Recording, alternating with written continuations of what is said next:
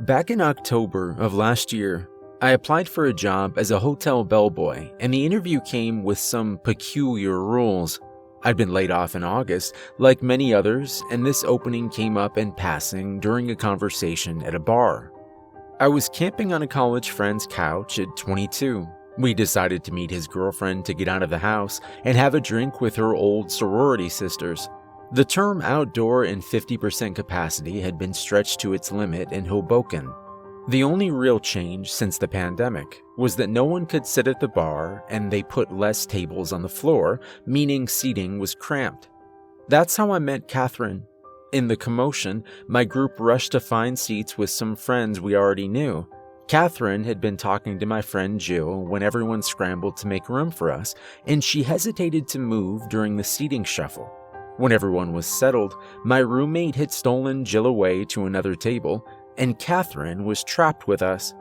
Catherine was a pretty blonde girl with big brown eyes and definitely one of Jill's sorority sisters. While conversation kicked up for our group, Catherine was quiet, obviously feeling kind of awkward and excluded. I guess she only really knew Jill, so I struck up a conversation with her to be polite. Of course, there's a limited number of topics near strangers are comfortable having with each other at first. Inevitably, I asked her what she did for a living.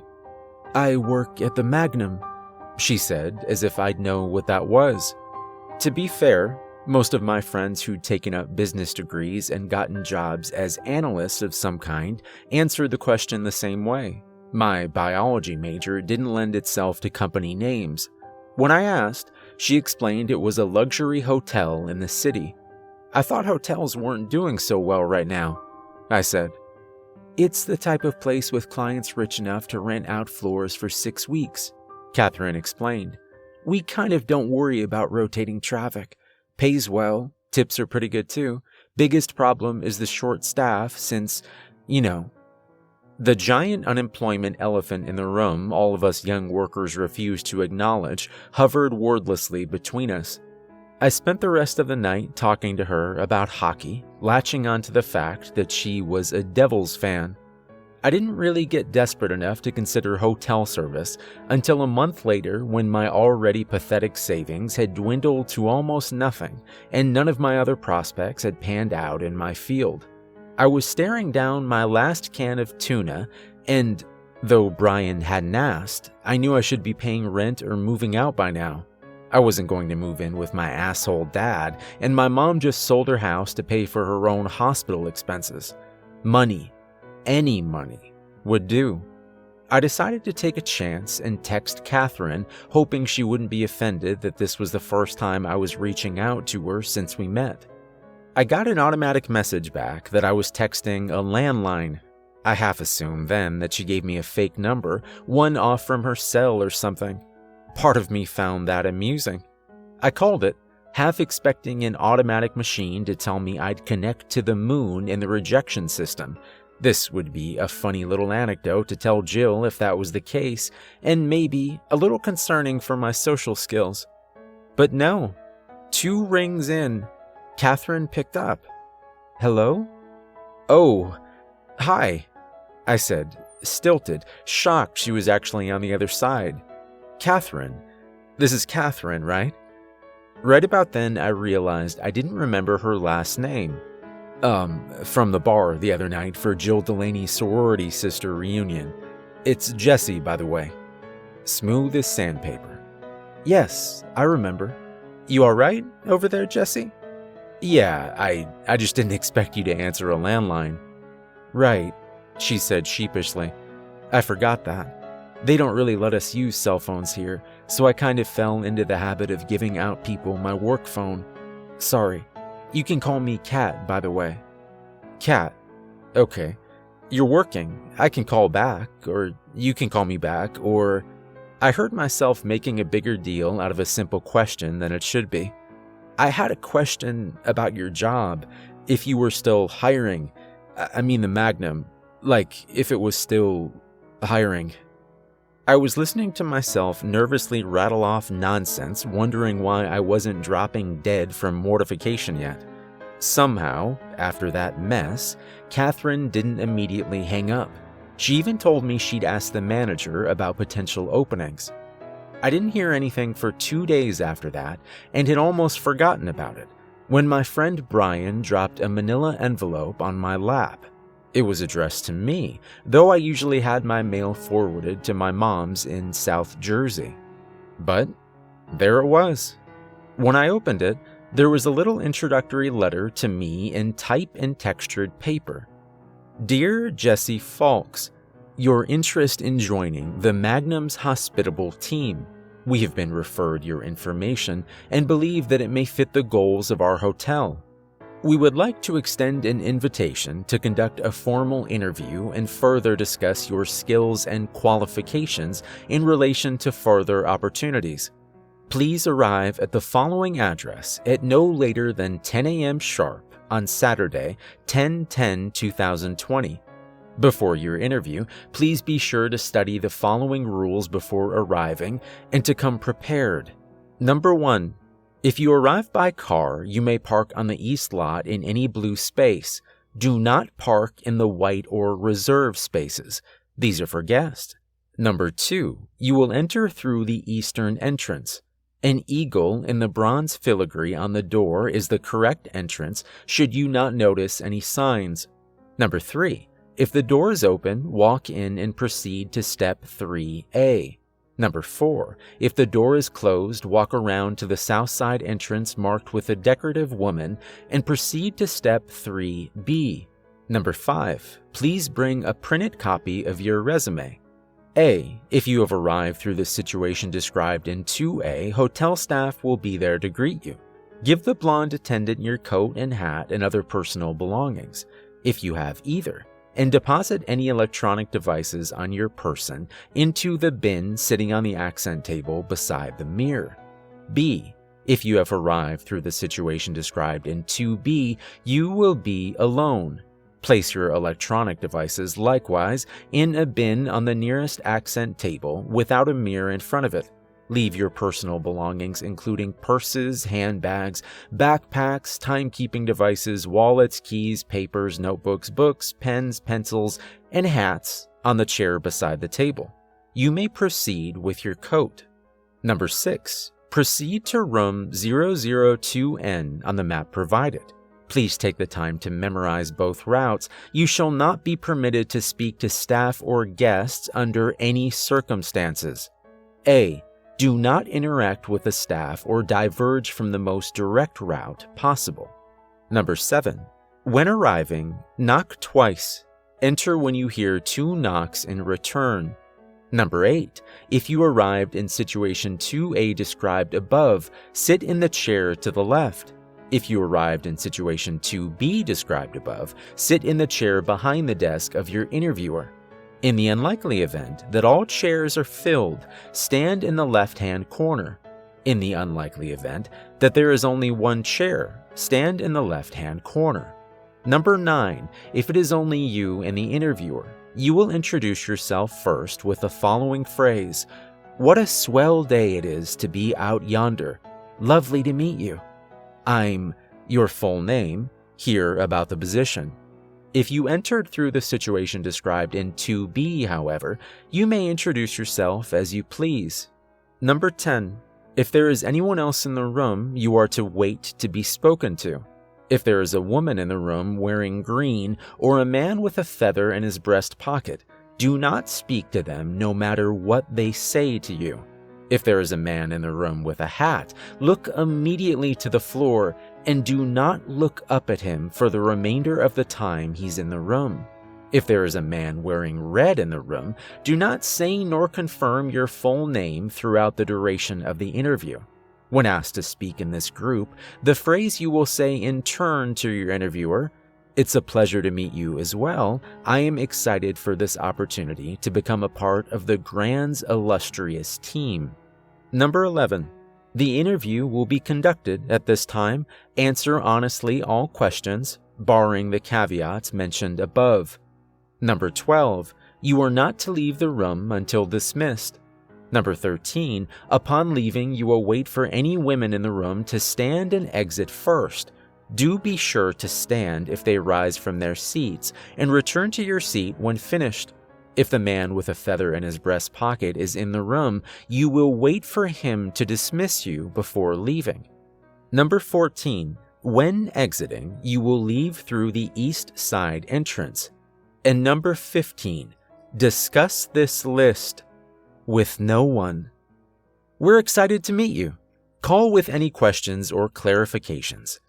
The Magnum. I looked at the rules and flipped to the other pages in this packet.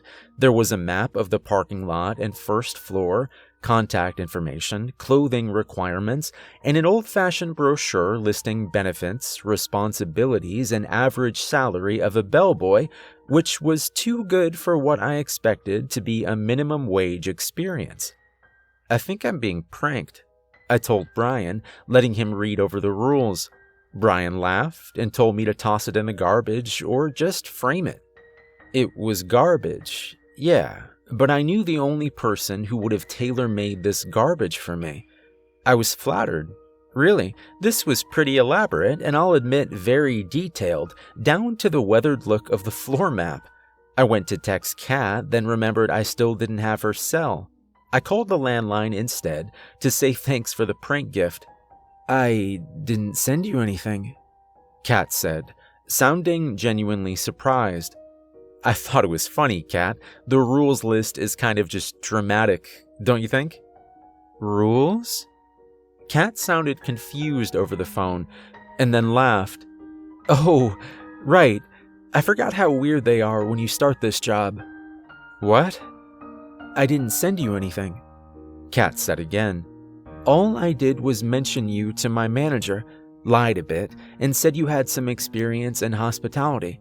It's not like this job is demanding.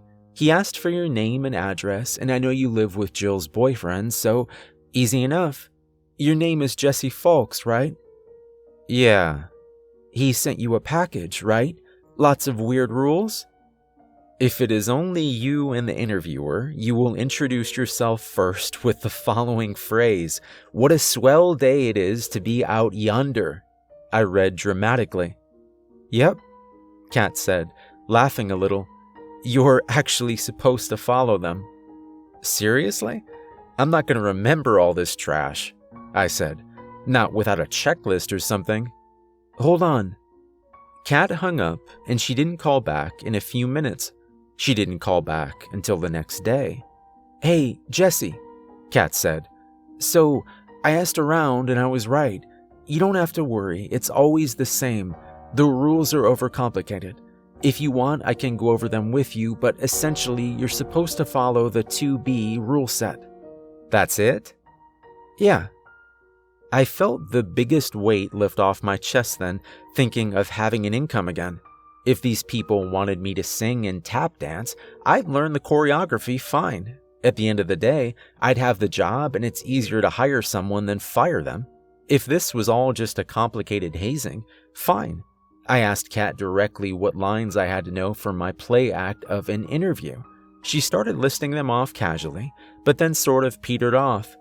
If you don't think you'll have it by Saturday, Kat said, a little hesitantly, I can come over and help you go over it. I grimaced. She was inviting herself over. Kat seemed sweet, and I wanted to think of it as a kind gesture, but this felt a little too above and beyond. I held the phone to my chest, panicking, looking for Brian to hiss my concerns at, but he was off at the gym. Suggest somewhere public, I thought to myself. How about we talk it over at, like, the park instead? Tomorrow? When do you get off work? I'm off at 6 tomorrow, actually. It'll be dark by then, I thought. Well, there's a coffee house nearby. We could meet at the Green. She agreed, and I hung up feeling pretty good about relocating it to somewhere impersonal. Brian laughed at me when I told him later, and I realized I probably made it sound like a date. Shit. The not date review of the rules was actually not as bad as I thought it would be. Kat seemed truly eager to get down to the business regarding what to do and when. She kept the list in her hand and made me recite each step.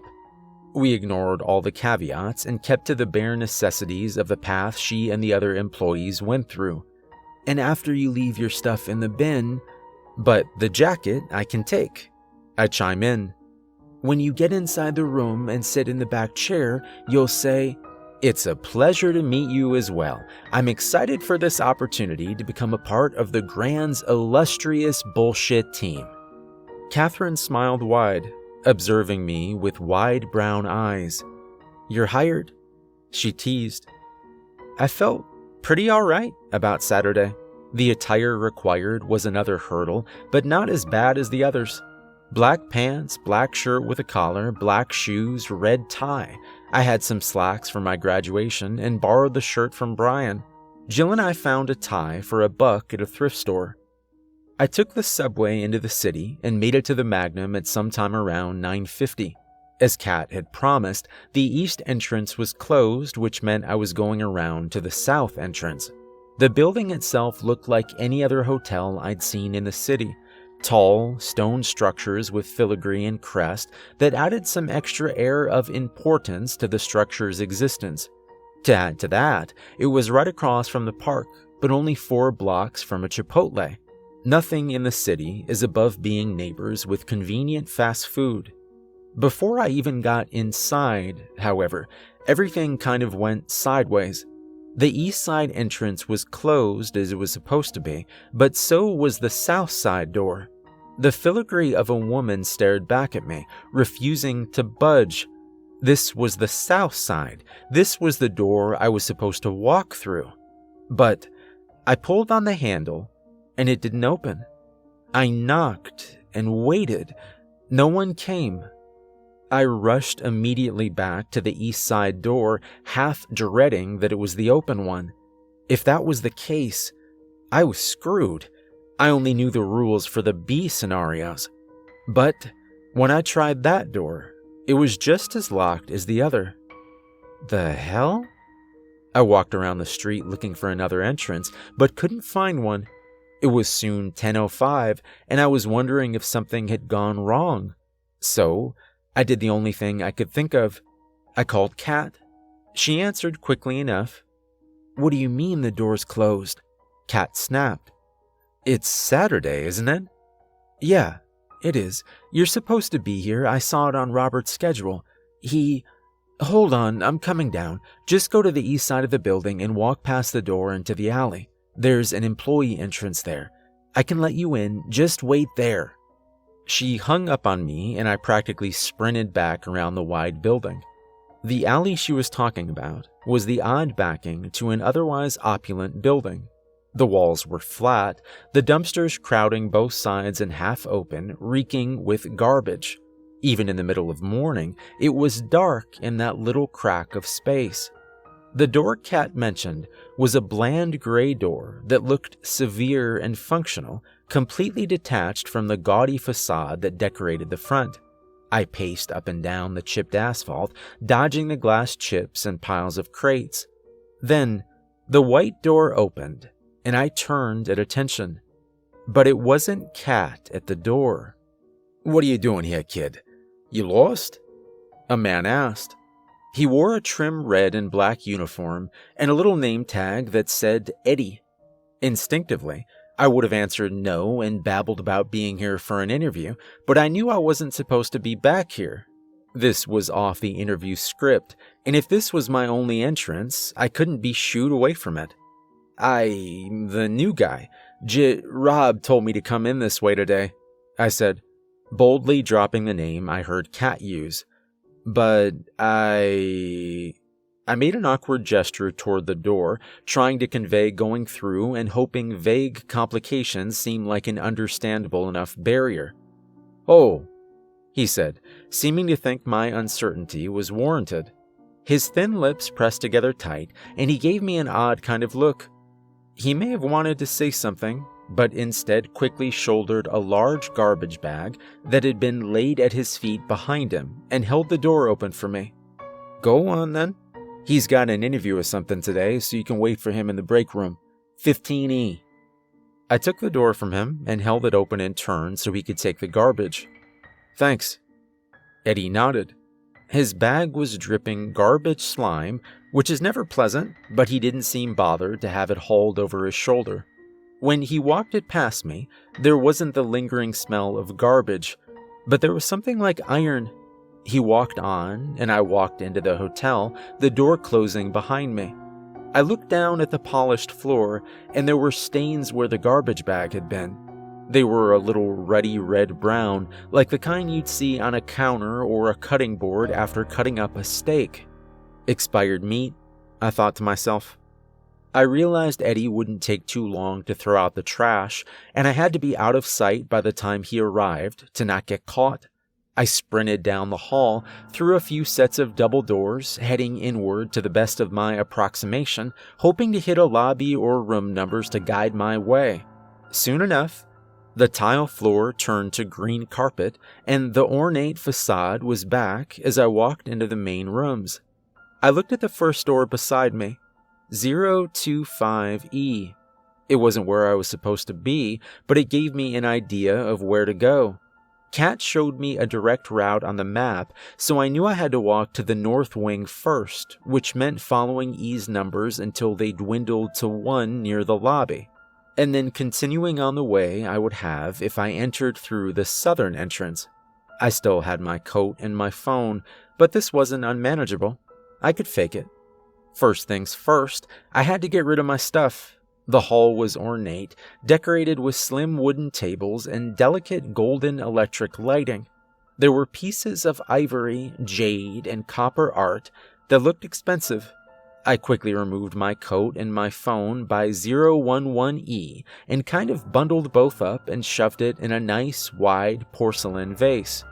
I wasn't about to lose a stupid interview over a technicality. I continued on, half afraid I was already lost, until I hit the first wall with a copper bust of some 1800s guy. Kat had mentioned it before. I was in the hall directly behind the lobby and standing directly behind the concierge desk now. All I had to do from here is turn left, or I would have if I was coming from the south side. Now, I just had to keep walking and I'd be there. I'd keep going, turning right at the women's restroom, and then 002N was on the right. As past the bust, 2 chatting women dressed as staff rounded the corner and spotted me. When they did, they went dead silent. They didn't slow down, but they stared, jaws falling a little slack at the sight of me. I tried to smile back, but they ducked their heads away and kept walking. One of the girls dropped something. It was heavy enough that they should have been able to hear the dull thud, but they rounded the corner instead of stopping. It was a key. I picked it up, and it was clearly an old-fashioned room key, not a card for an electric door, but a heavy brass key with a little tag that said 001. I backtracked a little, trying to catch their attention. They huddled closer together, walking arm in arm, whispering and giggling to one another. One threw her head back to sneak a glance at the empty hall and looked genuinely surprised to see me. I held the key up, showing her wordlessly what she left. She nodded and tossed her head to the side, as if saying, "Get going." But she raised her hand to her lips and turned her back to me, breaking into a run arm in arm with her friend. I turned the key over in my hands. This was the part of the hall I was supposed to walk into. The instructions said I wasn't supposed to talk to staff. Maybe she knew that. Maybe she was one of Kat's friends and was helping me out. Should I have left the key on the ground? Was this a part of this weird hazing? I half debated just leaving it on the floor, but it was in my hand anyway. I'd turn it into the guy at my interview and tell him what happened. Maybe that was the point of it. Finally, I found room 002N was where Kat said it'd be, the second to last door in a dead-end hall. The last door, 001, was propped open, slightly ajar. Inside, the lights were off, giving me only a glimpse of the carpet. I knocked twice on 002N like I was supposed to. "Come in," I heard from the other side of the door. I remained outside, at ease, knowing what Kat and I had rehearsed. "Hey, I said come in," the guy on the other side called, a little louder. I shifted a little, debating if I should knock again. No, 2 knocks. Kat had even rapped her knuckles against the table when we went over it. I was supposed to wait for 2 knocks. As I waited, I heard another noise just behind me, from 001. The door squeaked on its hinges. When I turned, it was a little more open, but I still couldn't see much from my angle. I could hear something inside, though. Someone was moving around, scratching against the wall just across from me. I heard a voice, like an old man's, moan weakly. "Help," he said, his voice sorrowful and cracked. "Somebody, help." I don't know what made me weary. Maybe it was something in the voice. Desperate, yes, but a little too clear, like it knew I was there to hear it. Some instinctive part of me told me to stay put. Then, the groaning stopped, and there was a heavy thud, like a fist pounding the wall. I heard the man inside groan and shuffle again, slowly making his way down the length of the room, closer to the door. I knocked again at 002N. Hey, there's someone here," I called, only to be met with no response. The groaning crept closer to the door. "Help, Jess, help." I rushed to door 001, grabbed the handle, and slammed it shut. I didn't look inside, but I caught a waft of the smell. The pungent stench of a sewer on a rainy day came to mind, like something had died and rotted inside. Then, a hand reached out and grabbed my wrist and tugged. I was thrown back against the opposite side of the hall, and there was Kat, pulling the door closed. Room 001 shook as the thing on the opposite side threw its full weight against the door. Kat turned and looked at me, holding her hand out. "The key," she hissed. "The key." My hands were shaking as I fished into my pocket for the brass key. I hardly had it out of my pocket when Kat snatched it away and locked the door. Another powerful bang sent her stumbling back to the opposite side of the hall. It was then I heard 2 calm, controlled knocks behind me. I nearly jumped back to the other side before suddenly remembering this was 002N and I was waiting on them. I looked to Kat, who paused midway through fixing her blouse. Kat pulled me onto my feet and fixed my tie. "Don't worry about that," Kat whispered hastily. "Tell them you locked the door with no one's help. I wasn't here. Go." I practically threw the door open and sprinted in. 3 members of the hotel staff sat inside, all very composed and evidently confused by my heavy breathing and my no doubt priceless expression. "What's the matter, love? You look absolutely shaken," the woman behind the desk asked. I immediately shut my mouth, taking in exactly who was in the room and where.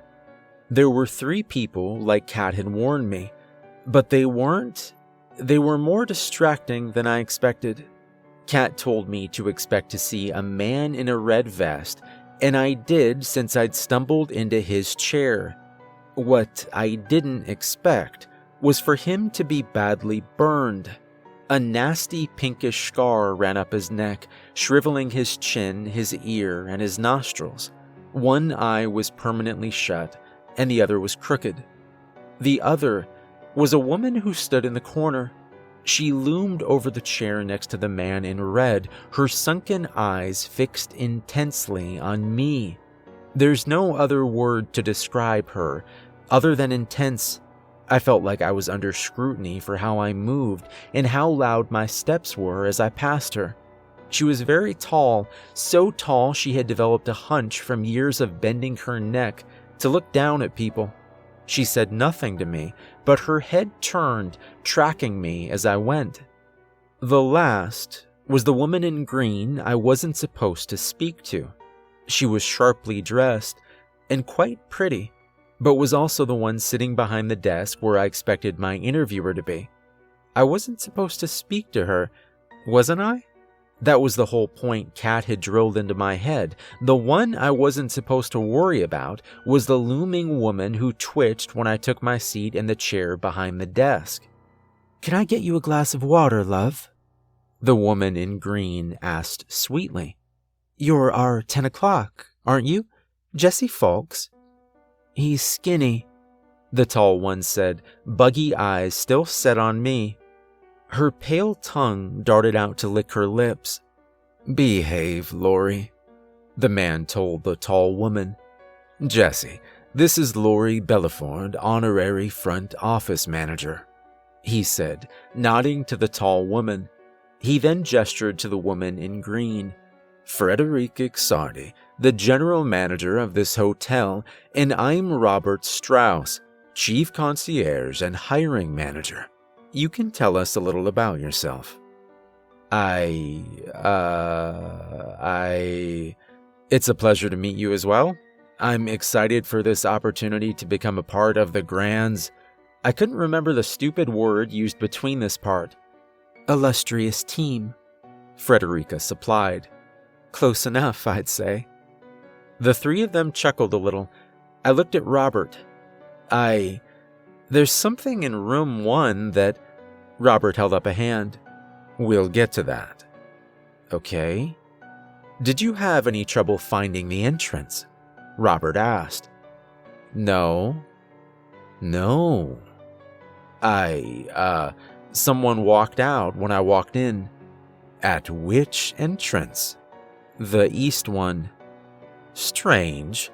I was sure both were locked," Robert said, looking dead on at me. He arched a brow, waiting for my input.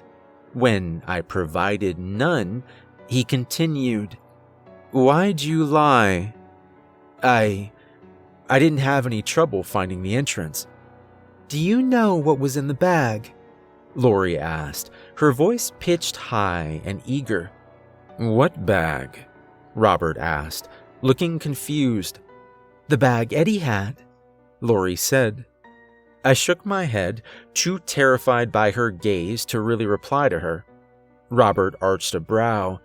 "You saw Eddie, the janitor?" "For a second," I said hesitantly. Robert and Frederica shared a look, but Frederica smiled. "It is an east side entrance." Robert cleared his throat and moved on.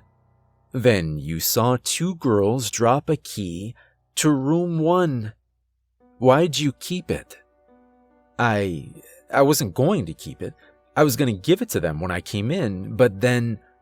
"Room 1, the woman in green supplied.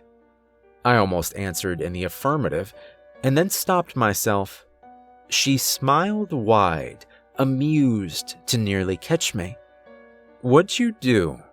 Robert asked. I closed the door and locked it." "That's it?" "Yeah." "Why didn't you go into the room to see who was calling?"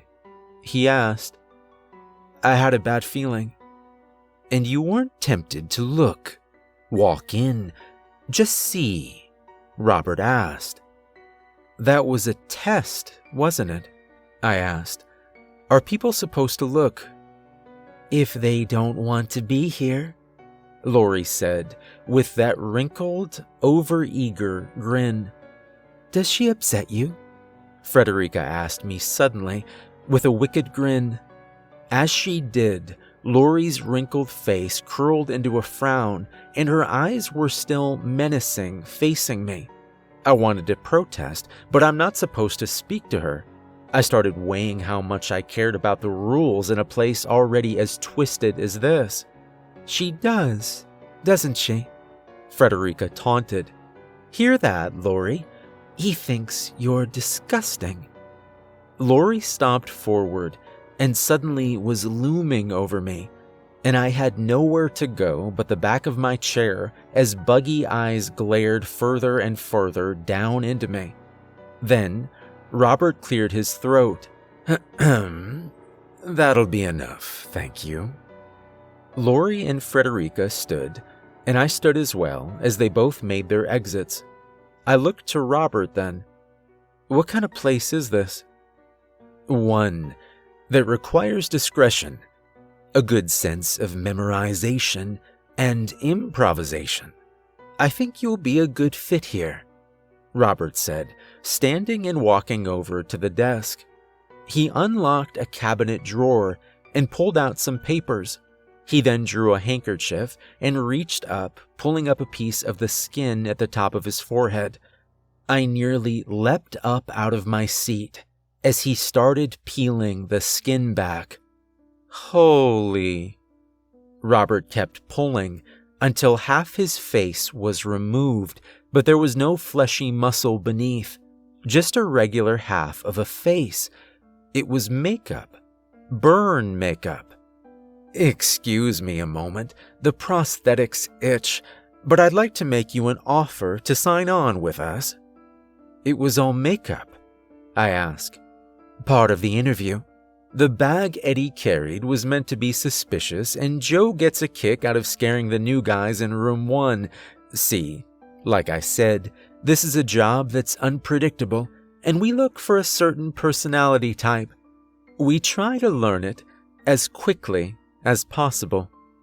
Robert wiped off the rest of the makeup with his handkerchief and looked like a normal man in his mid-40s. Most people break with Lori or forget the rules with Freddie. I looked dumbfounded from the door to him. That's it? That's the interview? Yes. Don't you want to ask me questions? Oh, I've learned about everything I need to know from you. The fact that you were able to find us and send a letter of inquiry to us at all is a start to let me know you know what kind of place this is. Following the rules and your reaction to our surprises for you tells me everything else I need to know. What kind of place do you work that you need to know how I'd react to a bloody bag and a guy moaning from another room? Robert straightened and smiled as if that was a question with the most obvious answer. We're a luxury hotel. Half our job is going about as if it's business as usual, but it's not. There's a lot of protocol to follow, and it requires you to know what to do in a lot of situations. Did you have anyone help you with the rules? No, I say as I rehearsed. I wasn't supposed to show them to anyone else. Also, an extreme part of this test. Good, Robert said. If you can't memorize and follow those instructions in the time we gave you, then you wouldn't be able to handle this job. But you were a natural. But you still have enough independence that you're not completely lacking in critical thought. You'll do well here. Listen, after all this, I don't even know if I want this job. Robert didn't say anything, just showed me the starting salary. This was the walk through fire, but I can guarantee if you sign on with us, so long as you stick to the rules, you'll be fine. The money was good. Really good. The first set of rules wasn't so bad. If this was some kind of weird promoting discretion, then fine. Joe and Eddie were a setup. I could keep my mouth shut. If they'd let me in and all I had to do was learn a routine, fine.